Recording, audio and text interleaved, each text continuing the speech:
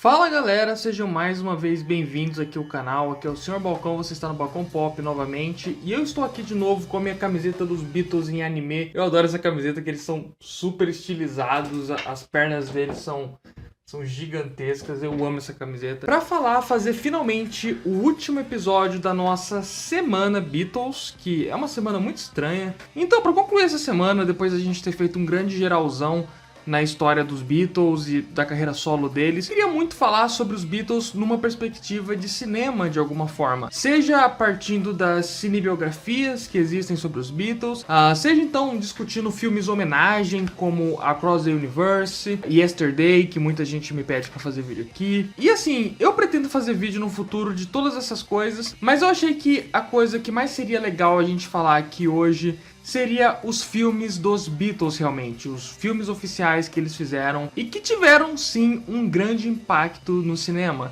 Eu sei que eu sou muito fã dos Beatles, então sou suspeito pra falar isso, mas a gente vai ver hoje como os filmes dos Beatles mudaram a história do cinema. Então, né, galera, logo quando os Beatles estouraram e começou toda aquela onda da Beatlemania, logo de cara a indústria cinematográfica caiu de olho neles, e aí o Brian Epstein assinou um contrato de que os Beatles fariam 3 filmes pro cinema. É interessante a gente entender como que eram os filmes de atos musicais feitos até então. Os maiores exemplos que você pode pegar do cinema pré-Beatles, de artistas musicais indo pro cinema, sem dúvida nenhuma foram os filmes do Elvis e os filmes do Frank Sinatra. E ambos em casos bem diferentes. O Elvis foi meio que obrigado pelo produtor dele a se tornar um astro de cinema quando ele estava bem no mundo da música, porque naquela época as celebridades de cinema tinham muito mais adoração do que as celebridades da música, na real. E aí o Elvis começou a fazer esse monte de filme bem genérico, um pior do que o outro, e eram todos meio que filmes pastiche da época de outros gêneros que estavam fazendo sucesso,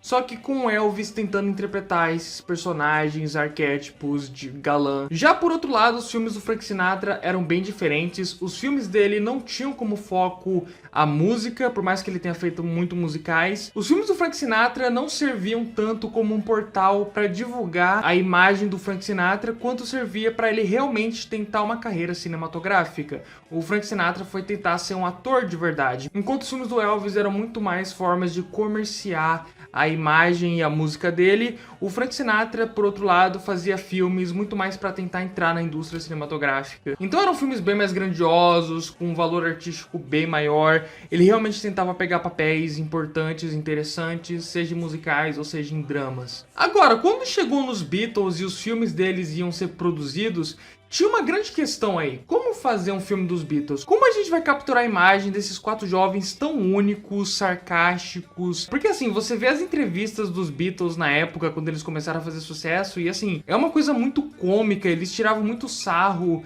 das perguntas que eram feitas pra eles, só que ainda com muito charme, então eles não eram odiados pela mídia, a mídia era apaixonada por eles e pelas entrevistas que eles davam. Só que tava bem claro que os Beatles não iam conseguir se encaixar num tipo de filme formulaico daqueles que haviam sido feitos até então. Não daria pra colocar eles simplesmente num pastiche de filme comum de Hollywood, como faziam com o Elvis, porque eles não iam conseguir atuar muito bem, nenhum deles era lá muito ator, eles dificilmente iam ter tempo pra decorar o roteiro dos filmes, então isso era uma outra coisa que tinha que ser pensada. E também, obviamente, não tinha como introduzir eles logo de cara num estilo de filme Frank Sinatra, em que eles simplesmente iam tentar fazer uma puta atuação e entrar em grandes dramas. Então fica aí a grande questão: como fazer um filme à imagem dos Beatles? Então a ideia da galera foi fazer um filme meio cinema verdade, na pegada de novela vague, e simplesmente juntar uma equipe de filmagem, um diretor muito talentoso, que era o Richard Lester, e tentar pintar o quadro do que é um dia na vida dos Beatles. Desde eles correndo das fãs até toda a preparação que eles tinham que passar para terminar o filme numa grande apresentação na TV. Então era um filme praticamente sem trama, com um certo fator de documentário falso ali inserido, e também um fator de biografia, só que uma biografia extremamente exagerada.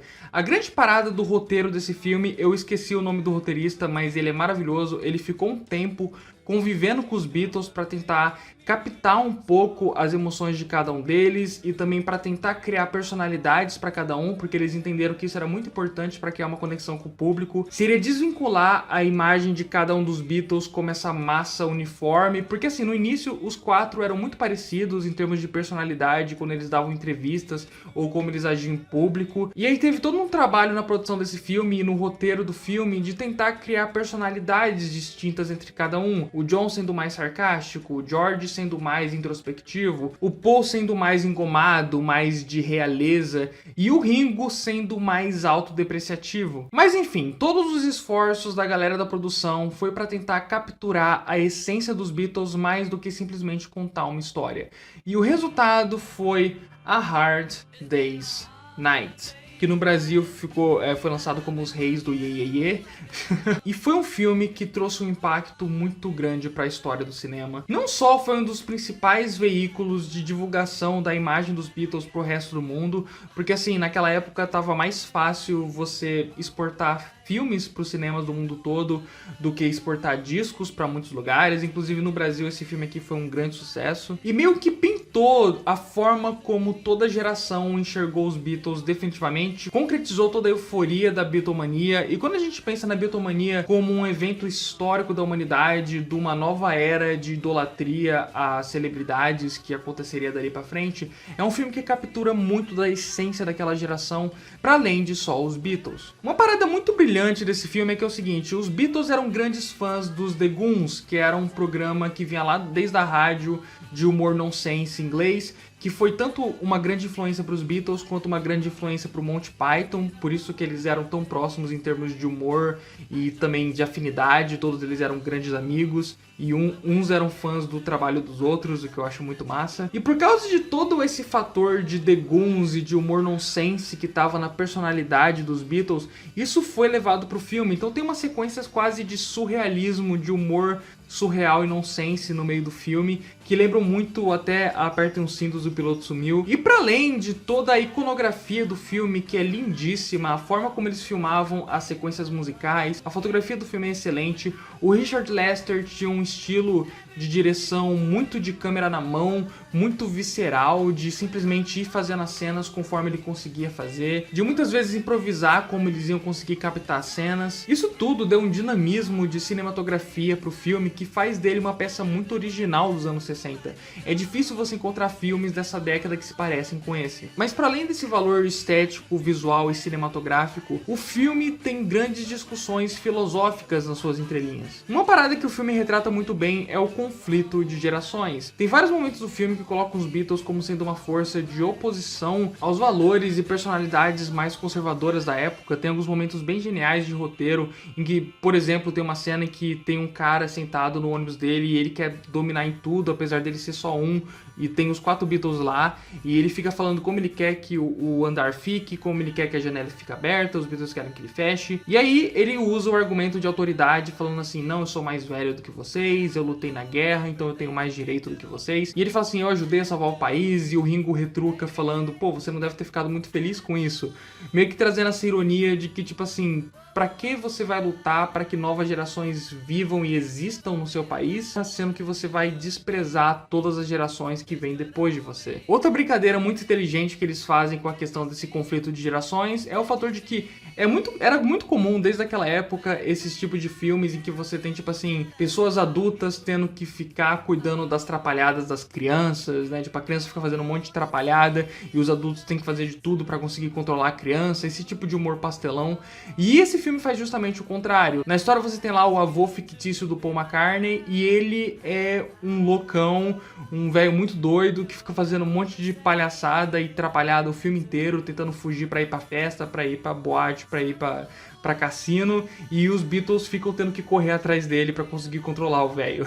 O filme também aproveita todo esse mundo midiático dos Beatles e toda essa obsessão com a imagem deles pra fazer uma grande crítica a toda a cultura midiática da época. Ele faz uma grande sátira à indústria musical, indo desde de uma discussão sobre moda, que tem uma cena lá fantástica com o George Harrison, que ele zoa muito o conceito de moda que a galera da indústria musical ficava criando, até uma sátira de como como funciona os bastidores televisivos. Muito dessa indústria mudou muito pouco desde então todos esses fatores de sátira do filme se mantêm muito atuais até hoje. Outra coisa muito interessante a ter surgido nesse filme foi a tendência de sempre colocar o Ringo Starr como protagonista dos filmes dos Beatles, e depois ele seria o Beatle a ter a carreira cinematográfica mais longeva de todos. Ele fez vários filmes, e realmente o Ringo atua muito bem nesse filme. Ele é o que tem mais cenas, muitas cenas de improviso, e que ele manda muito bem. Ele tem um humor físico que se destaca bastante, e esse fator de autodepreciação dele faz dele também talvez o personagem mais relatável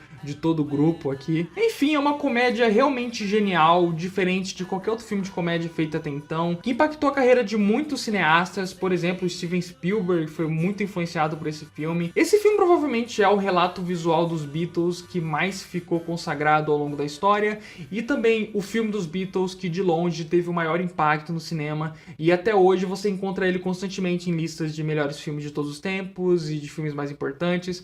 Então assim, é um filme que qualquer pessoa que é fã de cinema vai ver e vai enxergar muitas coisas originais e que tem muito valor aqui. Mas o contrato deles era de 3 filmes, não só de um. E aí, no ano seguinte, já começou as gravações do segundo filme dos Beatles. E aí já era um grande problema, porque os Beatles mudavam muito de ano para ano, e no ano seguinte eles já estavam completamente cansados de toda a euforia da Beatlemania. Eles já estavam muito putos com tudo, com muita falta de foco.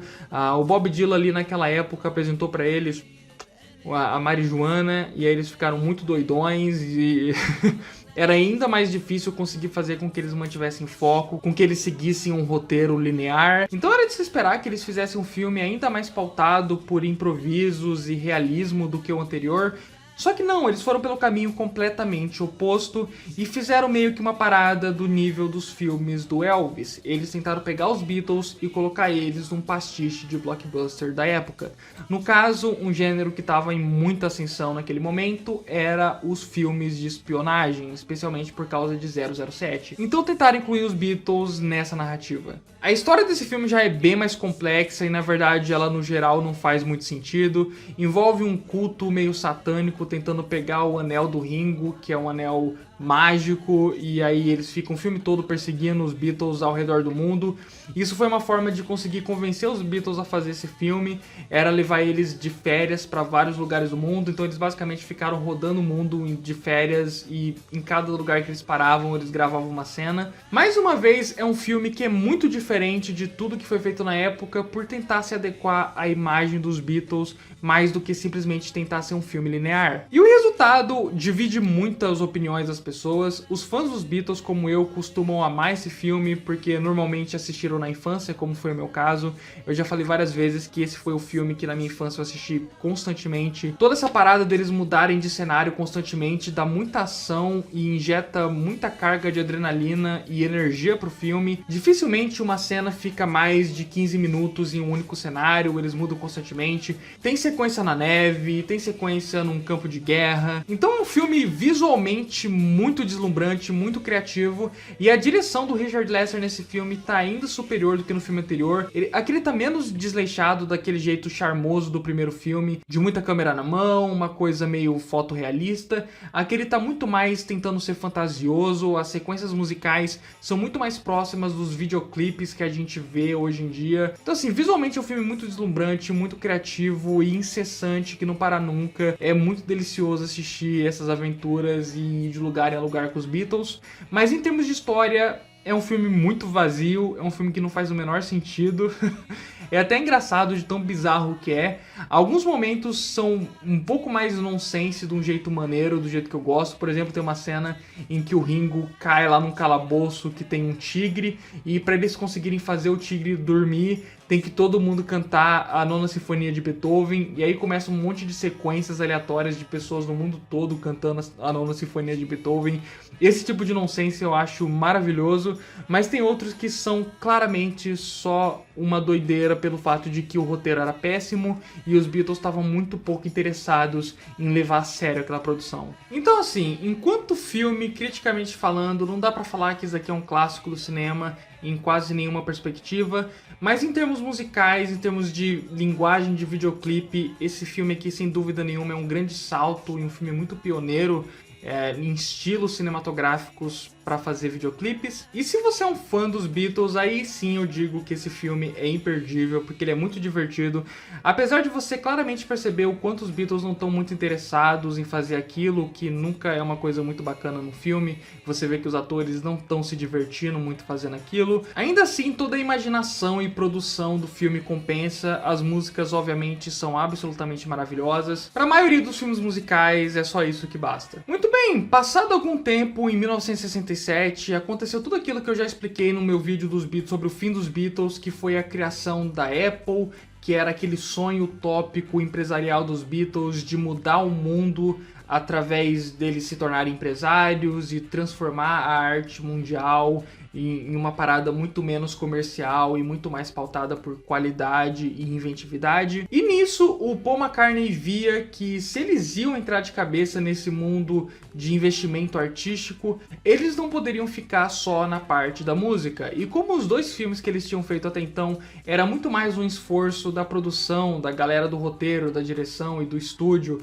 do que de fato deles quatro, o Paul decidiu incentivar o grupo a dirigir um filme original dos Beatles, dessa vez realmente 100% escrito e dirigido por eles. E assim nasceu Magical Mystery Tour, que é pra muitos uma das paradas mais infames que os Beatles já fizeram. É um filme que captura ali muito bem aquela época psicodélica dos Beatles em termos visuais. Eu realmente acho que esse filme é o grande equivalente, a grande resposta cinematográfica a Hard Day's Night, enquanto a Hard Day's Night é o grande retrato da Beatlemania e daquele início, o alvorecer dos Beatles.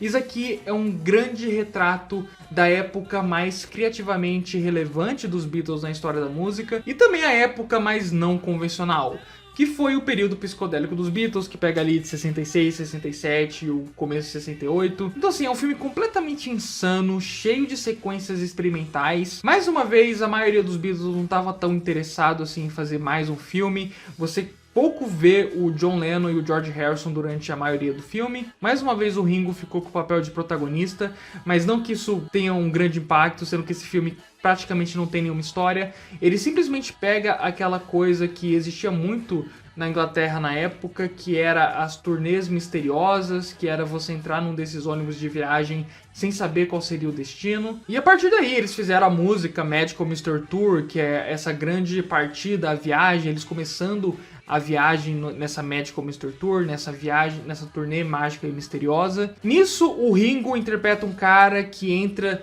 nesse busão com a tia dele, mas assim, você não tem nenhum desenvolvimento de história para além disso. É muito engraçado você ver as entrevistas da galera na época em que o roteiro do filme feito pelo Paul McCartney tinha uma página.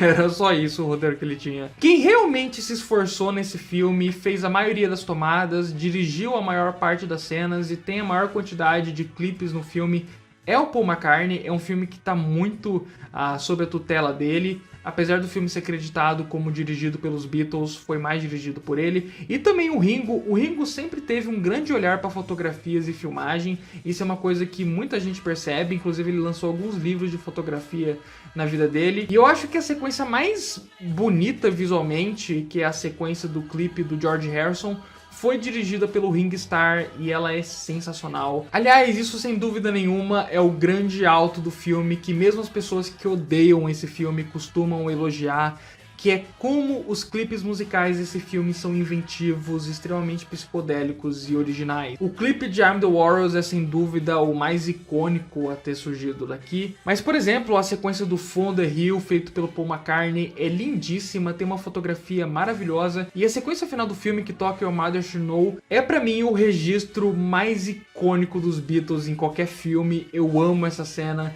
deles descendo a escadinha, todos sincronizados, e depois disso entra aquele piano meio atormentador do Paul e começa a passar uma linha de militares ali. Eu acho essa sequência absolutamente fantástica. Eu nunca concordei com as críticas que esse filme recebe. Esse aqui é um filme muito massacrado, mesmo por vários fãs dos Beatles, mas eu acho ele uma completa pérola de cinema experimental. O próprio Paul defende bastante o filme, o que me deixa muito feliz, porque normalmente o Paul segue a opinião pública para a maioria das coisas. anteriores, só que ele até hoje defende bastante o filme e eu acho isso muito justo.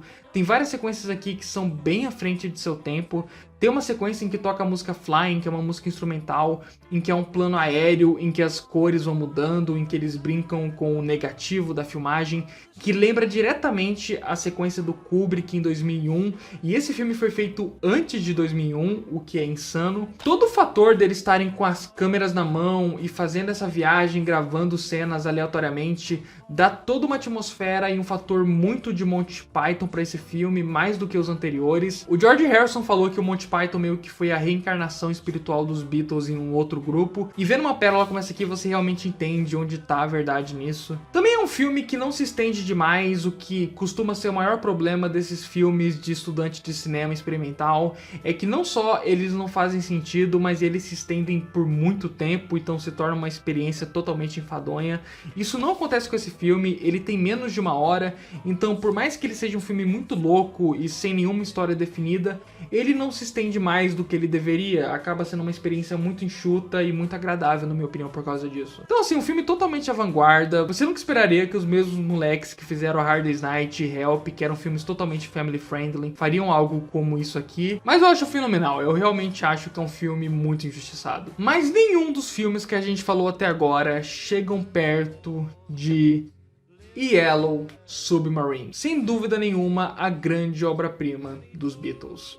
No mundo cinematográfico, na minha opinião. De longe. Essa aqui é uma das minhas 3 animações favoritas da vida. Dependendo do dia, eu até falaria que é a minha animação favorita de todos os tempos. Eu sou apaixonado por esse filme. É muito louco pensar que a mesma equipe que fez esse filme aqui é a equipe que tinha trabalhado na série animada dos Beatles, que foi, é outra coisa muito detestada na história dos Beatles, o fato dessa série animada bem tosca ter existido. Em retrospecto, muitas pessoas dizem que é uma série animada tão ruim que é boa, os próprios Beatles criaram muita paixão por ela.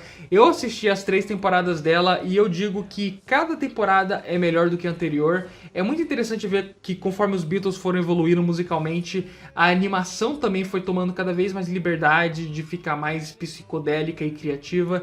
Tem alguns episódios excelentes, como por exemplo a animação que eles fazem de Strawberry Fields Forever, eu acho fantástica. Mas era uma animação muito bobinha, que era basicamente uma ampliação do universo dos 2 primeiros filmes. É uma animação totalmente influenciada por Hard Day's Night e Help, daquele jeito que os personagens foram pintados ali, como os Beatles foram pintados ali, é como eles são retratados no desenho. Um fator interessante, tanto nessa série animada quanto no Yellow Submarine, é que essas foram as primeiras animações da história a trabalharem com pessoas reais, a realmente tentarem trazer pessoas do mundo real para o mundo da animação. Hoje em dia isso tá em qualquer desenho, mesmo que não seja literalmente um desenho animado baseado numa celebridade como Jack Chan. Você tem casos como, por exemplo, Robin Williams no Aladdin, que é um caso muito famoso, em que toda a animação é feita baseada nos trejeitos e personalidade de quem tá interpretando. E é muito louco assistir os extras de Yellow Submarine e ver como nesse filme realmente os animadores estudaram com muito cuidado as movimentações dos Beatles, a personalidade de cada um,